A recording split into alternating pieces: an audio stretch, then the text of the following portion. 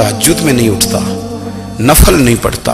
ओ मेरी मिल्लत के जवानों, मज़ा नहीं आ जाता जब सारी दुनिया सोई हो, सारी दुनिया, और बिस्तर भी गर्म हो और नींद भी पूरा गलबा कर रही हो, और अचानक घंटी बजे दिमाग में, आंख खुले, घड़ी पे नजर पड़े, 3:30-4 बजे का पैगाम घड़ी बताए, और कोई चढ़ती जवानी वाला उठ के वुजू करे, और जब वो मुसल्ला खोल के बिछाए तो मदीने वाले महबूब कहते हैं कि हर नमाज पे रब सवाब देता है, और जो उठ के तहज्जुद की नमाज पढ़े उसे देख के तो रब मुस्कुराता है, जो उसकी शान के लायक है, जो उसकी शान के लायक, वो मुस्कुराता है, खुश होता है कि मेरा बंदा तहज्जुद में उठ गया, वो मुस्कुराता है। काश हमारी सुबहें कभी अपने मालिक के नाम हो जाएं, काश के सुबह। हजरत अबुल हसन रहमतुल्लाह ताला अलैह हजरत माज इब्न जबल रदी अल्लाह ताला अन्हु के पास बैठा करते थे। फरमाते हैं उनसे जो प्यार बढ़ा तो फिर मेरा मुसल्ले से भी बढ़ गया। ताबी फरमाते हैं सहाबी रसूल से मोहब्बत हुई तो जिक्र से भी हो गई, फिर दुरूद शरीफ से भी हो गई। मोहब्बत उनसे बढ़ी तो फिर अल्लाह ने मस्जिद का प्यार भी बढ़ा दिया। आप फरमाते हैं कि मेरी हर वक्त तबीयत चाहती थी कि बस अल्लाह अल्लाह करूं, बस अल्लाह अल्लाह करूं, बस ना मैं जरा थोड़ी जान छुड़ाऊं लोगों से, कुछ 10 मिनट मिले तो मैं कुछ 4 नफल पढ़ लूं, मैं थोड़ा सा ना बचूं लोगों से, और मुझे तस्बीह मिले तो मैं ना कुछ 400-500 दफा इस्तिगफार पढ़ूं, सुभान अल्लाह, अल्हम्दुलिल्लाह, अल्लाहु अकबर, ला हौला वला कुव्वता इल्ला बिल्लाह, मैं ना तस्बीहात पढ़ूं। फरमाते हैं कि बच्चे थे घर में 6-7, गुर्बत थी, काम मिलता कोई नहीं था, और मैं काम चोर नहीं था, काम ढूंढता था, पर अल्लाह की कुदरत के काम नहीं मिलता था। फरमाते हैं कि मैंने एक दिन अपनी अहलिया से कहा कि आज मैं फिर जाता हूँ काम ढूंढने, तो मेरी बीवी बड़ी फर्मा बरदार थी, पर उस दिन ना गुर्बत के हाथों तंग आके कहने लगी, आज नाना कोई तू चीज़ लेके आया, तो मुझसे बच्चों की भूख नहीं देखी जाती है, सब रोगां दा रोग मुहम्मद जिसदा नाम गरीबी, कंड बुला के लंघ जाते नहीं दोस्त यार करीबी, तो आज मैं कुछ लेके आया तो मैं बच्चे लेके चली जाऊंगी। शेख फरमाते हैं कि मैं बड़ा परेशान घर से निकला, पर मैंने सुबह से लेके जोर तक काम ढूंढा, काम मिला कोई नहीं, तो मेरे दिल में ख्याल आया चलो काम नहीं मिलता तो अल्लाह अल्लाह तो करे ना, चलो बंदों की मजदूरी नहीं मिलती तो रब करीम की इबादत ही करते हैं। फरमाते हैं कि मैंने ना फुरात के पानी से वुजू किया, नहर के, शदीद धूप थी, साथ रेत थी और रेत तप रही थी, मैंने अपना रुमाल वहीं मुसल्ला के तौर पर बिछा लिया, और फरमाते हैं कि जोर से लेकर असर तक नमाज पढ़ी, धूप भी पूरे जोर पे, पर मेरे सजदे का ज़ौक़ भी पूरे जोर पे। फरमाते हैं सूरज भी चमक रहा है और रब की इबादत का ज़ौक़ भी पूरे जोर पे, मैं सजदा करूं तो फिर मेरा उठाने को जी ना चाहे। मेरे उस्ताद लिखा करते थे, ये उनका शेर है, वो कहा करते थे मुझे सोज दे, मुझे साज दे, और मुझे नीम शब का न्याज दे, दम सजदा खुद को मैं तोड़ दूं, मुझे ऐसा ज़ौक़े नमाज दे। और मैं तेरी बहार का फूल हूं, मैं खिला भी हूं तो तेरे लिए, मुझे मेरी शाख से तोड़ ले, मुझे अपनी जुल्फ का नाज दे। भाई फरमाते हैं कि असर तक मैंने नफल पढ़े, दिल ढलने लगा, असर की नमाज पढ़ी और मैं वहां से चला। अब मैं जब निकलने लगा तो दिल में ख्याल आया कि छोटी छोटी दीवारें हैं घर की, बगैर कुछ लिए जाऊंगा तो बीवी दूर से देखेगी तो शोर करेगी कि फिर खाली हाथ आ गया है। कहते मैंने अपने उसी रुमाल में जिस पे मैंने नमाज पढ़ी थी ना, रुमाल में की आखी दे पंजाबी ज साफा, कहते हैं उसी में ना मैंने कुछ रेत भर ली कि वो दूर से देखेगी तो समझेगी कुछ लेके आया है, चलो जाके उसे बता दूंगा कि आज फिर मजदूरी नहीं मिली। कहते हैं वो रेत लेकर जब मैं घर में गया तो पहले बीवी दरवाजे पे खड़ी होती थी, पूछती थी खाली हाथ आ गए हो, आज मैंने देखा तो है ही कोई नहीं। फरमाते मैं अंदर दाखिल हुआ, सलाम लिए, कोने में मैंने वो रुमाल रख दिया और मैंने आवाज दी कि भली मानस कहाँ हो, तो वो कहने लगी आप मुंह हाथ धो ले, मैं रोटी लेके आई। मैंने कहा रोटी कहां से आ गई, यहां तो कई दिनों के फाके, तो कई दिनों की गुर्बत है, यहां तो इस घर में तो फकीरी है। फरमाते हैं कि वो रोटी लेके आई और उस वक़्त की जो मौजूदा नेमतें थी, समझ लें सलाद, अचार, हर चीज़ साथ लाई। मैंने कहा कि बच्चे कहाँ गए? कहने लगी वो खाना खा के खेलने गए, आप खाना खा लें आ जाते। खाना उसने चुन दिया। मैंने हैरत अंगेज लहजे में सारी नेमतें अपने दस्तरखान पे देख करके बीवी से पूछा, ये कहां से आया खाना? बच्चों को तूने कहां से खाना खिलाया? ये सारा कुछ कैसा है? तो कहने लगी, पता नहीं आज आप किस करीम की मजदूरी करने चले गए थे, पता नहीं किस करीम की। मेरे घर में तो इतनी नेमतें आई हैं कि मुझसे संभाली नहीं जा रही। इतना अनाज है, इतना गंदुम है, किस करीम के दरवाजे आज चले गए थे?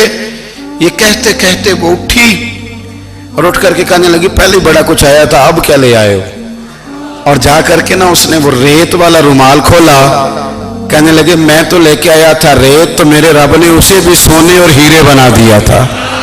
जब आपकी तवज्जो अल्लाह की जानी, मेरे नबी पाक सल्लल्लाहु ताला अलैहि वसल्लम ने फरमाया, हर चीज अपने रब से मांग, हर चीज मांग, हर चीज मांग। या रसूलल्लाह क्या कुछ? मेरे महबूब ने फरमाया, तेरे घर में नमक भी खत्म हो जाए तो वो भी अपने रब से मांगा कर। तो मांगना, वो तुझे देगा, तो उसकी बारगाह में कशकोले तलब दराज तो करना। और तिरमिज़ी शरीफ में अजीब लफ्ज है, रसूल कायनात ने फरमाया, रब करीम फरमाते हैं, जब मेरा बंदा हाथ उठाता है ना तो मुझे हया आती है कि मैं खाली कैसे लौटा दूं इसके। इतने बड़े बादशाह की बारगाह में। ओ भाई, लोगों से इज्जतें तलाश करते हो तो वो क्या तुम्हें इज्जत देंगे? वो तो कल अच्छा कहते हैं, परसों बुरा कहने लग जाते हैं। लोगों के सामने गुड बुक में आना चाहोगे तो वो तो सवेरे तुम्हारे बारे में कुछ कहेंगे, शाम कुछ और कहेंगे। अपनी रूहानी जिंदगी आबाद करें, अपने मुसल्ले को वक्त दें और दुनिया से छुप कर, इस मोबाइल को बंद करके और अपने आप से भी छुप के और तन्हा होके, छुपा के सारा कुछ अपने आंसू अपने रब की बारगाह में पेश करें, उसके हुजूर हाजिरी दें। सुनो ना तिरमिज़ी की हदीस, और इसे याद रखना, नबी पाक अलैहिस्सलाम ने फरमाया, अपने दुख लोगों के सामने ना बयान करना, सेठों नवाबों को ना बताते फिरना, दुनियादारों के सामने जाके ना रोना कि मैं तकलीफ में हूं। फरमाया, अगर दुनियादारों को दुख बताओगे रब तुम्हें कभी गनी नहीं करेगा। और लोग हैं कि उल्टा मजाक उड़ाएंगे। आपकी जिससे बड़ी पक्की यारी है ना, पक्की, वो तब तक पक्की है जब तक आपने 50,000 मांगा नहीं। और जिस वक्त आपने कह दिया कि मैं मजबूर हूं, मेरी मदद कर, तो फिर खत्म हो गई दोस्ती। लोगों के ताल्लुकात आपके साथ तब तक हैं जब तक आप उनसे कोई जरूरत वाबस्ता नहीं करते। करीम महबूब फरमाने लगे, बंदों के सामने दुख ना बयान करना, अल्लाह तुझे कभी गनी नहीं करेगा। तो अपने दुख अपने रब को बता, तू दुआएं मांग, तो उसकी बारगाह में हाजिर हो, तो उसके हुजूर अर्ज कर। फरमाया, अपने दुख अपने रब को बता, वो जल्दी करे या देर से करे तुझे सारी दुनिया से बेनियाज कर देगा, तुझे किसी का मोहताज नहीं रहने देगा। अपने मुसल्ले को, अपनी दुआओं को, एक बुजुर्ग फरमाते, मैंने दुआ मांगने का तरीका अपनी बीवी से सीखा। दुआ मांगने का तरीका अपनी, सीखने वाले तो अपने बच्चों से भी सीख लेते हैं, सीखने वाले तो हर एक से सीखते हैं। वो कहते हैं, मैंने दुआ मांगने का सलीका अपनी बीवी से सीखा है। हजरत वो किस तरह? फरमाने लगे, मेरी बीवी ने ना मुझे कोई काम बताया, कुछ पैसों की जरूरत के लिए कहा, तो मैंने उसे कहा कि भाई अभी मेरे पास नहीं है, कुछ दिनों में आते हैं तो मैं दे दूंगा। औरतों की आदत होती है, वो बार बार याद कराती हैं। 2-4 दिनों के बाद फिर उसने कहा, हजरत वो मैंने कहा था कुछ पैसे, मैंने उसे कहा कि अभी मेरे पास नहीं है, कुछ दिनों में मिलते हैं तो मैं तुम्हें दे दूंगा। उसने कुछ दिनों के बाद फिर कहा, हुजूर वो मैंने कुछ पैसे कहे थे। फरमाते, मैंने डांट दिया, मैंने कहा कि क्या तू रोज मुझे शर्मिंदा करती है, कहा ना मेरे पास नहीं है, होंगे तो दे दूंगा, तो रोज याद कराती है। फरमाते, उसने पहले तो मेरी डांट को सहा, फिर मेरे सख्त जुमलों ने उसकी आंखों में आंसू पैदा कर दिए, फिर उसने अपने आंचल में अपने उस दुख को समेटा, और फिर उसने एक जुमला कहा तो मैं रो पड़ा और मुझे अपने रब से मांगने का तरीका आ गया। मुझे कहने लगी, हजरत जी आपने डांट दिया, मैंने सह लिया, पर आप ही मेरे शौहर हैं, बताएं ना, आपसे न कहूं तो मैं किससे जाके कहूं। फरमाते, मैं रो पड़ा और मैं खुल के रोया और मैं तड़प के रोया اور پھر میری سسکیاں بند گئیں تو مجھے کہنے لگی آپ کو کیا ہوا؟ میں نے کہا مجھے بھی دعا مانگنی آ گئی ہے. جب میں اسے کہوں گا نا اللہ تو ہی میرا رب ہے، میں تجھ سے نہ کہوں تو میں کس سے جا کے کہوں؟ میں کیوں کسی بندے سے سوال کروں؟ میں کیوں کسی دنیا دار سے کہوں؟ میں تیرے بندوں کا، نیک بندوں کا وسیلہ لے کے، تیرے محبوب کی غلامی لے کے تیری بارگاہ میں آیا، تجھ سے نہ مانگوں تو کس سے مانگوں؟ سمجھ آ گئی ہے. جب میں اس رنگ میں مانگوں گا تو پھر رب میرے اوپر بڑا ہی فضل فرمائے گا، وہ میرے اوپر بڑی رحمت کرے گا، وہ میرے لیے آسانیاں کرے گا. عزیز دوستو، ہم اس طرح کرنے لگ گئے ہیں کہ ہم نے نا اپنے تعلقات پر اعتماد کرنا شروع کر دیا ہے. میرے تعلقات بہت ہیں. ہم نے اپنی دولت پر اعتماد کرنا شروع کر دیا ہے. میرے پاس دولت بہت ہے. ہم نے اپنے علم پر، اپنی شہرت پر اعتماد کرنا شروع کر دیا ہے کہ میرے پاس فلاں چیز بہت ہے. یاد رکھنا، جب بے نیاز اپنی صفت بے نیازی دکھاتا ہے تو بڑی بڑی دولتوں والے مجبور نظر آتے ہیں. بھائیو، جب انسان کا رشتہ اپنے مالک کے ساتھ ہوتا ہے پھر تو غم بھی کچھ نہیں کہتے، پریشانیاں بھی کچھ نہیں کہتی، پھر تو زندگی صبر والی، پھر تو زندگی توکل والی، پھر تو زندگی بھروسے والی. پھر انسان اپنے آپ کو رسوا نہیں کرتا. دنیا داروں سے امیدیں اس کی ختم ہو جاتی، امیدیں اللہ رسول سے لگا لیتا، مضبوط ہو جاتا ہے، مضبوط، طاقتور ہو جاتا ہے، خوددار ہو جاتا ہے، باوقار، باعزت ہو جاتا ہے. حضرت بہلول دانا رحمت اللہ علیہ بیٹھے تھے تو ہارون رشید حج کر کے آ رہا تھا. تو رستے میں حضرت شیخ سے ملاقات ہو گئی تو السلام علیکم کے بعد کہنے لگا حضور کوئی حکم ہو تو بتائیے گا. تو حضرت بہلول دانا فرمانے لگے تیرا رب کون ہے؟ اس نے کہا اللہ. تو فرمایا میرا کون ہے؟ کہا اللہ. فرمانے لگے تو بڑا ہی بیوقوف ہے، کیا تو یہ سمجھتا ہے کہ رب ہارون رشید کو تو دے گا اور بہلول دانا کو بھول جائے گا؟ تیرا بھی وہی رب ہے، میرا بھی وہی رب ہے. اس نے اگر تجھے دے کے آزمایا ہے تو ہو سکتا ہے مجھے نہ دے کے آزما رہا ہو. جب اس کی حکمت کے تقاضے ہوں گے تو عطا کرے گا اور دے گا. تو جا اپنا کام کر. بھائی، اپنی روحانی زندگی، اپنی عبادات، اپنے وظائف، اپنے روزمرہ کے معاملات، اپنی دعائیں، اپنا استغفار. دیکھو کوئی مشکل کام تو نہیں 2 رکوع ہیں سورہ واقعہ کہ اگر رات کو پڑھ لی جائے تو. میں کس طرح یہ بات بیان کروں کہ تعویذ بانٹنا آسان ہے اور وظیفہ بتانا مشکل ہے. سارا دن تعویذ بانٹیں تو لوگ لینے کو تیار ہیں، اور اگر آپ وظیفہ بتائیں تو کہتے ہیں تو مشکل کام ہے. او خدا کے بندے، اگر آپ کا تعلق قرآن پاک کے ساتھ مضبوط ہو، قرآن پاک کے ساتھ اگر آپ کا رشتہ ہو، لوگ سفارشیں ڈھونڈتے ہیں نا دنیا میں، کوئی تعلق مل جائے تو میرا کام ہو جائے. دنیا میں اتنا مشکل معاملہ ہے، آخرت میں مجھے بتائیے گا کتنا مشکل معاملہ ہوگا. میرے نبی پاک صلی اللہ تعالی علیہ وسلم نے فرمایا جو لوگ سورہ ملک پڑھا کرتے تھے نا، سورہ ملک، یہ سورت ملک قیامت میں ان کی سفارش کرے گی اور اس طرح کرے گی کہ کہے گی اے اللہ یہاں اس بندے کو جنت میں داخل کر دے یا مجھے قرآن پاک سے علیحدہ کر دے. تو رب فرمائے گا جا اس کا دامن تھام کے اسے جنت تک پہنچایا. آپ بات کو سمجھیں، جب آپ کے تعلقات اپنے معاملات کے ساتھ مضبوط ہوں گے، یہ نبی کریم نے وعدہ کیا ہے کہ تو سورت واقعہ پڑھ تیرے گھر میں فاقہ نہیں آئے گا. حضرت عبداللہ ابن مسعود رضی اللہ تعالیٰ عنہ بیمار تھے تو حضرت عثمان غنی رضی اللہ تعالیٰ عنہ تیمارداری کے لیے تشریف لے گئے اور جا کر کے کہا کہ آپ بڑے بیمار ہیں، آپ کی بیٹیاں زیادہ ہیں، میں چاہتا ہوں کہ خزانے میں سے کچھ مدد کروں.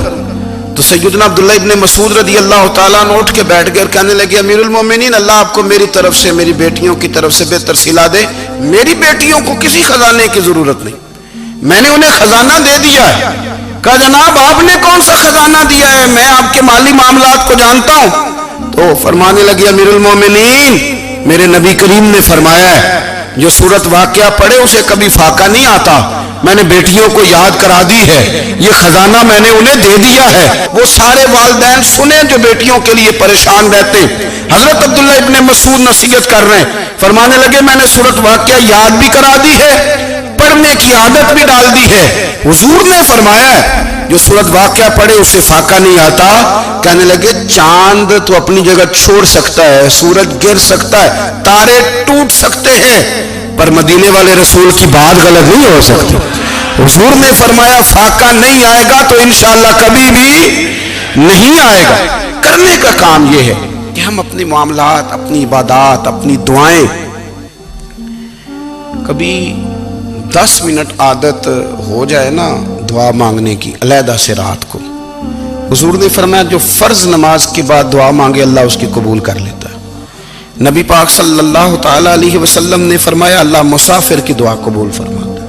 حضور نے فرمایا اللہ مظلوم کی دعا قبول فرماتا ہے. حضور نے فرمایا بیمار سے دعا کراؤ اللہ اس کی دعا قبول فرماتا ہے. میرے نبی پاک نے فرمایا ماں باپ جب بھی اولاد کے لیے ہاتھ اٹھائیں، ویسے تے بلے شاہ تو آسمانی اڑ دیا ہی پھڑ دیں، جڑا گھر بیٹھا انہوں بڑھیا ہی نہیں. حضور فرمانے لگے ماں باپ جب بھی اولاد کے لیے دعا فرمائیں اللہ ان کی دعا کو قبول کرتا ہے. آپ اپنا تعلق بنائیں دعا کے ساتھ، عبادت کے ساتھ، مصلی کے ساتھ رشتہ بنائیں، استغفار پڑھیں. صلاح الدین ایوبی صلیبی جنگوں میں تھے. رات کو مسجد اقصی میں نماز پڑھی تو پریشان تھے. ایک بزرگ سے ملاقات ہوئی تو وہ کہنے لگے کہ آپ بڑے پریشان ہیں. کہنے لگے حضور پریشان اس لیے ہوں کہ پہلے ہی مسلمان کمزور ہے، اب میں نے سنا ہے دشمن کا ایک بحری بیڑا وہ جنگی سامان سے بھرا ہوا آ رہا ہے، تو اب ان کے پاس اور تلواریں اور نیزے آ جائیں گے، مسلمانوں کے پاس پہلے ہی وسائل کی کمی ہے، پریشان ہو کس طرح کر کے مقابلہ کریں گے. یہ بات کہتے ہی صلاح الدین ایوبی نے بزرگوں سے کہا حضور آپ بھی دعا کرنا، دعا کی بڑی طاقت ہے. میرے نبی پاک نے فرمایا دعا مومن کا ہتھیار ہے، دعا مومن کا، دعا مومن کا. حضور نے فرمایا تقدیر کو سوائے دعا کے کوئی چیز نہیں بدل سکتی. دعا مومن کا ہتھیار ہے، یہ کافر کے پاس کوئی نہیں، یہ ہتھیار ہے مومن کا. اللہ کرے آپ کو سمجھ آئے. پھر سنیں کئی بار کہہ چکا ہوں یہ ہتھیار ہے. کافر کے مقابلے میں جو تیرے پاس سب سے بڑا ہتھیار ہے وہ دعا ہے. دعائیں کرانی چھوڑ دی، کرنی چھوڑ دی، لینی چھوڑ دی. حضرت سیدنا انس بن مالک رضی اللہ تعالیٰ عنہ فرمایا کرتے تھے میں نے وہ رنگ دیکھا ہے جب حضور دعا مانگتے تھے اور حضور کی مقدس آنکھوں میں آنسو بھی ساتھ ہی بہا کرتے تھے، میں نے وہ انداز دیکھا. تو صلاح الدین ایوبی بزرگ سے کہنے لگے آپ بھی دعا کیجیے، اور خود رونے لگے اور سر سجدے میں رکھ کے رونے لگے اور عشاء سے لے کر فجر تک روئے، خوب روئے. صبح وہ بزرگ آئے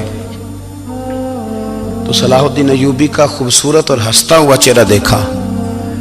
کہنے لگے آپ بڑے خوش ہیں، رات تو میں نے بڑے روتے ہوئے دیکھا تھا. تو کہنے لگے حضور وہ جو بحری بیڑا آ رہا تھا نا وہ پانی میں ڈوب گیا ہے، اب وہ نہیں آ رہا، ابھی خبر آئی ہے تو میں بڑا خوش ہوں. بزرگ کہنے لگے اٹھ سینے سے لگ اور سن ایک بات، وہ بحری بیڑا پانی میں نہیں ڈوبا، وہ تیرے آنسوؤں میں ڈوب گیا ہے. وہ جو تو رات رویا ہے نا رب کریم کی بارگاہ میں تو وہ ڈوب گیا ہے. بھائی اپنا مصلی کا، عبادت کا، وظائف کا، اللہ اللہ کا سلسلہ اس کو مضبوط کریں، اپنی دعاؤں کے تعلق کو مضبوط کریں. دعائیں بڑے انقلاب برپا کر دیتی ہیں. ہم تھوڑے تھوڑے نا جب سے خشک ہوئے ہیں نا، خشک، اور میری تو جماعت ہی صوفیاء کی جماعت تھی. ہم تو داتا علی اجمیری کی جماعت سے، ہم تو خواجہ اجمیری کی جماعت سے، ہم تو شیخ احمد فاروق سرہندی کی جماعت سے، ہم تو صوفیاء کی جماعت. ہماری جماعت نے بھی وہ تعلق جو ہمارے بزرگوں نے بنایا تھا. بزرگ اللہ کے قریب کیسے جاتا ہے؟ تو ہمارے یہاں نا بہت سارے لوگ کہتے ہیں جی نظر ہو گئی تو کام ہو گیا. بھائی جو بخاری مسلم میں طریقہ ہے نا اللہ کا قرب پانے کا وہ تو نفل ہے. نبی کریم علیہ الصلوۃ والسلام نے فرمایا بندہ نفلوں کے ذریعے رب کے قریب جاتا ہے اور اتنا قریب جاتا ہے کہ پھر اللہ اس کی زبان بن جاتا ہے، اللہ اس کی آنکھیں بن جاتا ہے، کان بن جاتا ہے، ہاتھ اور پیر بن جاتا ہے. تو یہ تو عبادت ہے، یہ تو اللہ کی بارگاہ کی حاضری ہے جو آپ کو اللہ کے قریب کرے گی. تو اپنے نماز کو اہمیت دے کے ادا کریں، نمازیں موبائل بند کر کے ادا کریں. لیکن نا کچھ لوگ کہتے ہیں مجھے ٹائم نہیں ملتا نماز کا، تو میں کہتا ہوں یہ آپ نے بڑی جرت کی بات کی ہے. مجھے کو میرا پیر بھائی کہہ دینا میرے پاس ٹائم نہیں آپ کو ملنے کا، تو میں کہتا ہوں آج کے بعد آنا ہی نہ. تو کیا سمجھتا ہے تو بہت بڑا آدمی ہے، تیرے پاس ٹائم نہیں اور ہمیں ملنے کا ٹائم، موج کر. تو آپ نے اللہ رسول کو کہہ دیا ٹائم نہیں. اور عجیب فلسفہ ہے نا، کہا جائے نماز پڑھنے آؤ تو کہتے ہیں کپڑے ٹھیک نہیں، اور کہا جائے کہ آؤ ذرا دعوت پہ چلیں تو کہتے ہیں 1 منٹ ٹھہر میں کپڑے بدل کے آیا. نماز کے لیے کہا تو کہتا ٹھیک نہیں، دعوت کے لیے کہا تو کہتا میں ذرا تیاری کر لوں، یوں جانا مناسب نہیں، یہ معاملہ ٹھیک نہیں۔ رب تو فرماتا ہے کہ جب تو مسجد میں آ تو زینت اختیار کر کے آ، خوب ذوق سے دعا مانگیں، خوب شوق سے نماز پڑھیں، خوب استغفار کا مزاج بنائیں۔ آپ لوگوں کے بیچ رہ کے سوکھ حاصل کرنا چاہتے ہیں، لیکن آپ کو پتہ ہے کئی مہینے غار حرا میں رہنا بھی مدینے والے محبوب کا طریقہ ہے۔ ہر سال اعتکاف بیٹھنا الگ سے، یہ بھی حضور کا طریقہ ہے۔ مسجد نبوی کے اندر دروازہ کھلتا تھا نبی کریم کا، پر گھر کے اندر نفل پڑھے نبی پاک، اور حضور فرماتے ہیں کچھ نفل نماز گھر میں بھی پڑھا کرو، گھر کو قبرستان نہ بناؤ۔ ہمارا گھر اللہ کے ذکر سے آباد ہوگا اگر ہم نماز پڑھیں گے نا۔